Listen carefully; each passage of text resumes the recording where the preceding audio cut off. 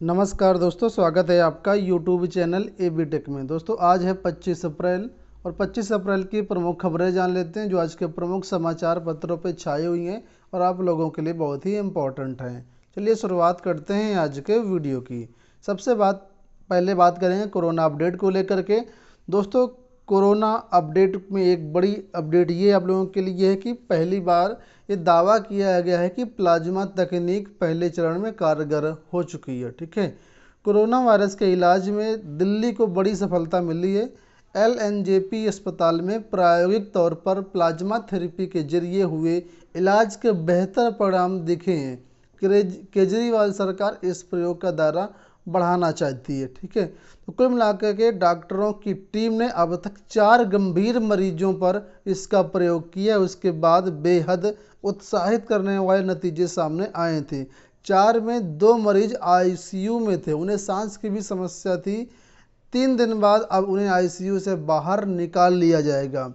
केजरीवाल सरकार इसको अभी कुछ और मरीजों पर ट्रायल करेगी और उसके बाद अगर फिर से उत्साहित करने वाले रिजल्ट आते हैं तो आईसीएमआर से इसकी सभी अस्पतालों में इलाज करने के लिए इसे परमिशन लेगी। तो ये एक दोस्तों बहुत ही अच्छा विकल्प है कि प्लाज्मा तकनीक से पहले चरण में जो प्रयोग है वो कारगर साबित हो चुका है। आपको बता दें प्लाज्मा तकनीक के अंतर्गत जो व्यक्ति कोरोना से बिल्कुल स्वस्थ हो चुका है उनके शरीर से, उनके ब्लड से कुछ प्लाज्मा निकाला जाता है और वो प्लाज्मा जो संक्रमित लोग होते हैं उनमें चढ़ाया जाता है। तो इस तरीके से ये इलाज यहाँ पर होता है। बात करते हैं कोरोना मीटर की, तो कुल मिलाकर के अब तक भारत में 23,452 लोग संक्रमित हो चुके हैं। पिछले 24 घंटों में 1752 नए केस सामने देखने को मिले हैं। 723 की डेथ हो चुकी जिसमें 4,814 रिकवर्ड हो चुके हैं। सबसे ज़्यादा महाराष्ट्र में केस हैं 6,430। उत्तर प्रदेश की बात करते हैं तो 1,604 और कुल मिलाकर के केस हो चुके हैं। पिछले 24 घंटों में 95 नए केस आए हैं जिसमें से अब तक 24 की डेथ हो चुकी है। अगली अपडेट की बात करते हैं तो उत्तर प्रदेश के मुख्यमंत्री योगी आदित्यनाथ ने कहा है कि जितने दूसरे राज्यों में फंसे हैं मजदूर वर्ग और वो 14 दिन का क्वारंटीन अवधि पूरी हो चुकी है, उन सभी मजदूरों को उत्तर प्रदेश में चरणबद्ध तरीके से लाया जाएगा। उसके लिए स्पेशल बसें चलाई जाएंगी, लेकिन शर्त यही है कि 14 दिन का क्वारंटीन उनकी अवधि पूरी हो गई हो। ठीक है, वहीं पर एक अपडेट ये है कि 30 जून तक उत्तर प्रदेश में कोई भी सामूहिक कार्यक्रम की इजाज़त आपको नहीं मिलेगी। ठीक है, सामूहिक कार्यक्रम आप 30 जून तक नहीं कर सकते हैं। ये एक बड़ी अपडेट है।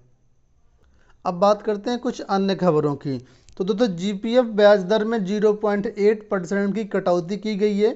पहले जीपीएफ की जो ब्याज दर थी 7.9% थी, अब ये 7.1% करने का आदेश दे दिया गया। आपको बता दें कि जीपीएफ और जो सीपीएफ होता है दोनों में कटौती की गई है और जितने भी कर्मचारी हैं, पुराने कर्मचारी हैं जो 2005 से पहले की जिनकी ज्वाइनिंग है उन सभी के वेतन से ये कटौती की जाती है और रिटायरमेंट के बाद रिटायरमेंट के टाइम उनको इसका पूरा भुगतान किया जाता है। तो अब ऐसे लोगों की ब्याज दर कम कर दी गई है। अगली न्यूज़ की बात करते हैं तो यहाँ पर अपडेट है एनसीईआरटी जितने भी कोर्स हैं उन सबको छोटा करने की तैयारी कर रही है। दिया गया अब छोटे किए जाएंगे स्कूलों के 12वीं तक के पाठ्यक्रम। कोरोना के घातक संक्रमण को देखते हुए जहां स्कूलों के खुलने की उम्मीद बहुत कम है, वहीं इसे देखते हुए पहली से लेकर के 12वीं तक के स्कूलों के कोर्स को अब छोटा करने की भी तैयारी शुरू हो गई है। फिलहाल इसका जिम्मा एनसीईआरटी को सौंपा गया है। एनसीईआरटी ने इसे लेकर के तैयारी शुरू कर दी है। वहीं घर बैठे बच्चों की ऑनलाइन पढ़ाई को और ज़्यादा प्रमोट करने और सभी बच्चों तक पहुंचाने की कोशिशें भी तेज की जा रही हैं। ठीक है, तो इस स्थिति से निपटने के लिए मानव संसाधन विकास मंत्रालय की उच्च स्तरीय टीम भी लगातार काम कर रही है। तो कुल मिलाकर के अपडेट यह कि 1 से 12 तक के जितने भी कोर्स हैं सभी छोटे किए जाएंगे। ऑनलाइन पढ़ाई को लेकर के एक और अपडेट आ चुकी है कि शिक्षकों ने तैयार किए 93,652 ई कंटेंट। उप मुख्यमंत्री डॉक्टर दिनेश शर्मा के निर्देश पर प्रदेश में शिक्षकों ने अब तक 93,652 ई कंटेंट तैयार कर विश्वविद्यालयों एवं महाविद्यालयों की वेबसाइट पर अपलोड किए गए हैं। इस कंटेंट का 6.8 लाख विद्यार्थियों द्वारा उपयोग किया गया है।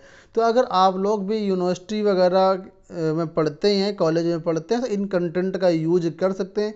अपने अपने यूनिवर्सिटी की वेबसाइट में जा कर के वहाँ से ऑनलाइन पढ़ाई अपनी कर सकते हैं। इसी तरीके से दोस्तों यूपी बोर्ड में कक्षा 9 से 12 तक की ऑनलाइन पढ़ाई के लिए स्वयं प्रभा जो चैनल होता है उस पर 4 घंटे प्रसारण किया जाएगा। ठीक है, तो माध्यमिक शिक्षा विभाग अब डेली 4 घंटे अपने शैक्षिक कार्यक्रमों का प्रसारण करेगा। 9 से 12 तक की पढ़ाई यहाँ पर होगी। इसके लिए टाइम स्लॉट बता दें आपको, तो मानव संसाधन विकास मंत्रालय ने इसके लिए टाइम स्लॉट यूपी को दे दिया है। 2 घंटे सुबह और 2 घंटे शाम का स्लॉट दिया गया है। ठीक है, ये जो कार्यक्रम है स्वयं प्रभा टीवी चैनल पर आएंगे। कक्षा 9 से 12 तक के विषयों की यहाँ पर वीडियो कक्षाएं संचालित की जाएंगी।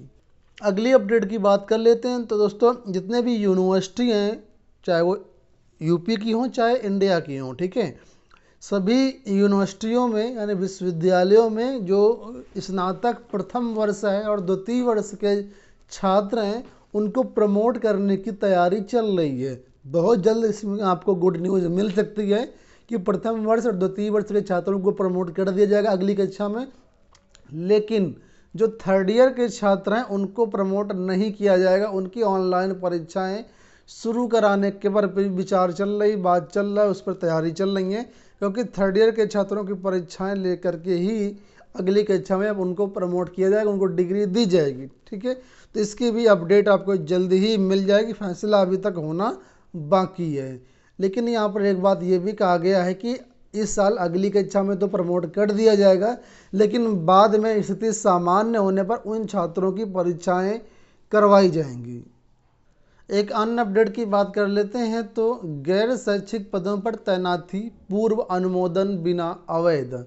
दोस्तों अधिकतर इंटर कॉलेजों में होता है कि ग्रुप सी और ग्रुप डी के जो भर्ती होती है उसमें प्रबंधक प्रिंसिपल मिल करके कर लेते हैं। उसी तरह का एक मामला था यहाँ पर। ध्रुव कुमार नाम की एक याचिका दाखिल थी डीआईएस बस्ती के द्वारा जनता इंटर कॉलेज नगर में चतुर्थ श्रेणी कर्मचारी की नियुक्ति के बारे में।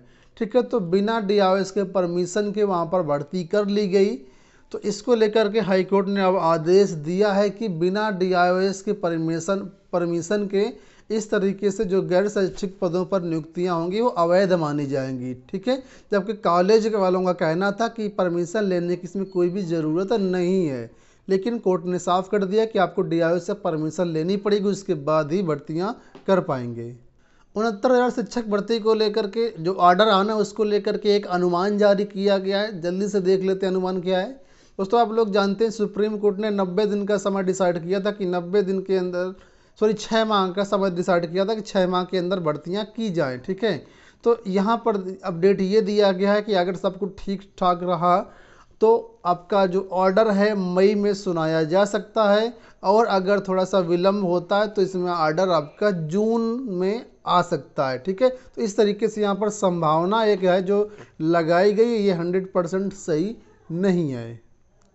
दोस्तों केंद्र सरकार की तरह अब राज्य सरकार के कर्मचारियों और शिक्षकों के डीए पर ब्रेक लगना तय हो गया है, क्योंकि योगी सरकार, मैंने पहले ही बताया था, पूरी तरीके से मोदी सरकार को फॉलो करती है। और यहाँ पर अपडेट भी आ चुकी है कि कोरोना से बचाव और उपचार राहत कार्यों के लिए खजाना खोली बैठी सरकार आय के स्रोत तलाशने में जुटी है। विधायकों की निधि काटने की बात हो या फिर कई अन्य चीज़ें, हर तरीके से अब सरकार अपनी आय करने की तैयारी कर रही है। तो इसी तरीके से जितने भी राज्य सरकार के कर्मचारी हैं और शिक्षक हैं उन सभी की अब डीए 1.5 साल तक कटेगी। इसके लिए जो सुरेश खन्ना हैं वित्त मंत्री, उनका बयान क्या है वो देख लीजिए।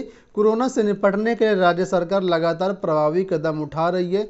वित्तीय इंतजाम करने के लिए डीए के संबंध में मुख्यमंत्री जी से बात कर जल्दी उचित फैसला लिया जाएगा। तो कुल मिलाकर के यहाँ पर यूपी में भी डीए पर ब्रेक लगना तय है। अगर उत्तर प्रदेश में डीए पर ब्रेक लगता है तो दोस्तों प्रत्येक कर्मचारी को कम से कम 70,000 से लेकर के 1.25 लाख तक का नुकसान होगा।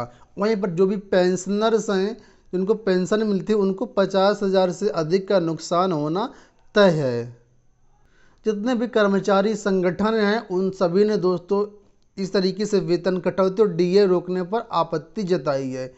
केंद्र सरकार के कर्मचारियों की बात करते हैं तो वहाँ पर ये ऑलरेडी लागू हो गया है कि हर महीना 1 दिन का वेतन कटेगा 1 साल तक, और इस तरीके से डीए भी रोक लगा दी गई है डीए पर। उनका कहना है कि ये पूरी तरीके से जो है मनमानी है, इस तरीके से नहीं करना चाहिए, क्योंकि केंद्र सरकार हो या राज्य सरकार जितने भी कर्मचारी हैं वही सिर्फ ड्यूटी कर रही हैं, और ऐसे में वेतन रोकना यानी जो डीए रोकना है ये एक बहुत ही गलत बात है। अंत में अपडेट रेलवे को लेकर के झांसी की तरफ से अपडेट आया हुआ है कि लॉकडाउन का असर रेलवे में नहीं होगी भर्ती। ठीक है, झांसी की अपडेट है, कोरोना वायरस के कारण हो रहे घाटे की भरपाई के लिए रेलवे तैयारी में जुट गया है। रेलवे खर्चों में कटौती करेगा। फिलहाल इस साल के अंत तक नई भर्ती नहीं की जाएगी। सभी 17 जोन में लगे 5000 से अधिक सेवानिवृत्त कर्मचारियों को भी हटाया जाएगा। बड़े शहरों में बुकिंग और आरक्षण काउंटर भी कम करने पर विचार चल रहा है। तो दोस्तों आपके लिए एक बैड न्यूज कह सकते हैं, फिर इस साल के अंत तक दिसंबर तक कोई भी रेलवे की नई भर्ती नहीं की जाएगी, साफ शब्दों में दे सकते हैं। और जो रिटायर्ड कर्मचारी लगे उनको भी हटाया जाएगा। झांसी की अपडेट है, अमर उजाला की अपडेट है, आप लोग इसको पढ़ सकते हैं। तो ये दोस्तों हो गया आज का पूरा वीडियो। आशा करते हैं वीडियो पसंद आएगा, वीडियो को लाइक और शेयर कर दीजिएगा। इसी तरह के अपडेट पाने के लिए चैनल को भी सब्सक्राइब कर लीजिए। धन्यवाद।